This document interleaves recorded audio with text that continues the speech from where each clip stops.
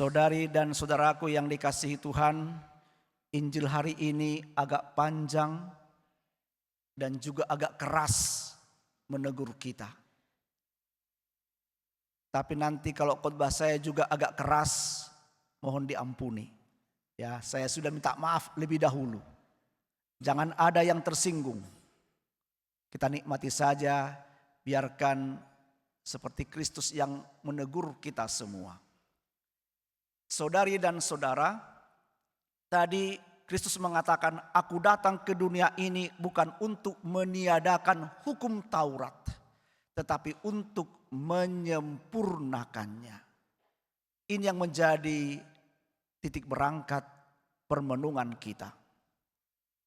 Setiap manusia berusaha untuk mengungkapkan siapa dirinya, mengaktualisasi dirinya di dalam hidup bersama. Maka lahirlah peradaban, lahirlah adat istiadat. Setiap peradaban, adat istiadat, kearifan lokal yang ada dalam diri manusia, dimanapun dia tinggal di belahan dunia ini, semua itu baik adanya. Semua itu baik karena berusaha untuk mengungkapkan, mengaktualisasikan dirinya dalam hidup bersama dengan teman-temannya dalam komunitas-komunitas itu. Saya katakan baik adanya. Tetapi karena itu hasil dari pemikiran manusia. Meskipun baik, belum sempurna. Maka Kristus datang menyempurnakan semua peradaban-peradaban kita. Agar yang baik itu pelan-pelan disempurnakan menuju kepada kesempurnaan, kepada kebenaran yang sejati. Karena Kristuslah sang kebenaran yang sejati. Nah, ketika Kristus belum datang ke tanah Batak, saya orang Batak, saya bicara tentang orang Batak. Sebelum Kristus datang ke tanah Batak, orang Batak memiliki peradaban. Begitulah maka mengungkapkan bahwa hidup harus berketurunan. Harus menikah. Supaya apa? Karena orang Batak itu punya marga. Ketika orang Batak tidak menikah, tidak meneruskan marganya, kualat namanya itu. Nah, maka padahal orang Batak itu garisnya garis patrinial, harus laki-laki. Maka sebelum Kristus datang, ajaran Kristiani di daerah orang Batak itu menikah demi punya anak. Kalau tidak punya anak, diperkenankan si suami laki-laki itu mencari perempuan lain lagi untuk punya anak. Kok enak? Ya kan? Karena itu, tapi itu diperbolehkan, diizinkan, bahkan dianjurkan oleh keluarganya. Supaya ada meneruskan marganya. Dapat lagi perempuan yang lain, perempuan kedua. Punya anak, tapi anak perempuan. Oh enggak bisa, harus anak laki-laki. Cari lagi satu lagi. Kok enak? Karena apa? Perlu anak laki-laki yang meneruskan marga. Kalau perempuan berhenti di dia marganya. Nah, dalam terang Kristiani ketika Kristus datang ke dunia ini dikatakan menikah itu tujuan utama tidak untuk punya anak. Supaya Anda berbahagia sebagai suami istri. Tetapi memang terbuka untuk lahirnya anak, iya. Kalau diberi Tuhan anak, syukuri buah cinta. Tetapi tujuan utamanya adalah supaya Anda berbahagia dalam hidup. Itu tujuan pernikahan. Maka dalam terang Injil akhirnya orang Batak mulai bertobat. Ya sudah, mereka menikah untuk bahagia. Diberi anak syukur. Tak punya anak tetap bersyukur. Orang Batak itu wajib hukumnya menikah supaya meneruskan marga. Dalam terang Injil ada orang-orang Batak yang tak mau menikah. Saya tak mau menikah. Nah, tapi ada pembenarannya. Kristus mengatakan, ada orang yang tidak menikah demi kerajaan Allah. Nah, saya menikah demi kerajaan Allah supaya apa? Supaya hidupku itu penuh bisa melayani semua orang, semua umat 24 jam dalam satu hari.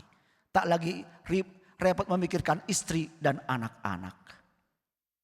Nah, maka Kristus itu datang dalam setiap peradaban kita mau menyempurnakan peradaban kita. Dan kita harus mau dikoreksi. Nah, kadang-kadang dalam hidup ini kita berjalan di dua rel. Beriman Katolik iya, tapi setengah lagi dipakai rel yang satu lagi.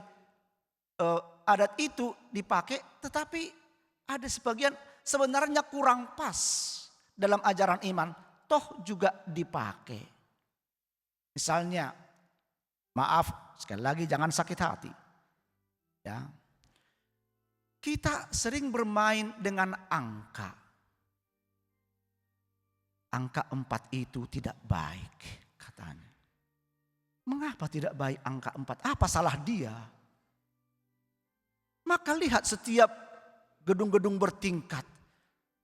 Setelah lantai 3, lantai 5. Ku cari, aku mau ke lantai 4. Tidak ada, di mana lantai 4? Apa salah angka 4 ini? Katanya 4 ini angka sial katanya. Angka yang paling baik itu angka 8, infinity. Tak terhingga katanya. Saudari dan saudara, jangan bermain di angka-angka. Kita yang memberi label makna pada angka itu. Angka 4 itu bisa tidak baik kalau Anda berbuat jahat pada tanggal 4. Kalau Anda tanggal 4 berbuat baik, menolong orang kecil, menyeberangkan orang yang tak mampu menyeberang, mempersilahkan orang duluan, pas tanggal 4 itu hari yang baik, hari yang suci. Tanggal 8 angka sempurna. Tapi Anda mencuri ayam orang tanggal 8. Anda memaki-maki orang di jalan raya tanggal 8. Hari itu menjadi hari yang buruk bagi Anda. Saudari dan saudara, semua hari baik diberikan oleh Allah. Lihat, semua hari pertama sampai hari ke-6, semua itu amat baik. Dan hari ke-7 sungguh amat baik. Semua baik.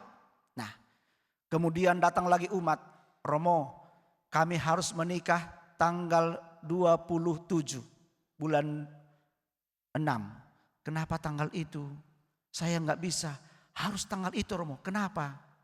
Tanggal baik. Sudah bertanya kepada orang yang pintar. Itulah tanggal baik. Saudari dan saudara, semua tanggal itu baik bagi kita. Asal kita memberi makna pada hari itu. Maka saudari dan saudara, mari menerima Kristus, tapi jangan tanggung-tanggung, jangan setengah-setengah. Apa yang baik dari budaya kita, mari kita lestarikan. Hormat kepada orang tua supaya panjang umur kita, laksanakan. Kemudian kita harus setia untuk berbuat baik dalam tradisi kita, laksanakan. Mendoakan para leluhur kita, nenek moyang kita, laksanakan. Itu semua baik. Tapi hal-hal yang tidak baik, yang kurang baik, harus berani kita tinggalkan. Demi hari kepada kebenaran yang sejati, ajaran Kristus, ajaran Kristiani. Amin.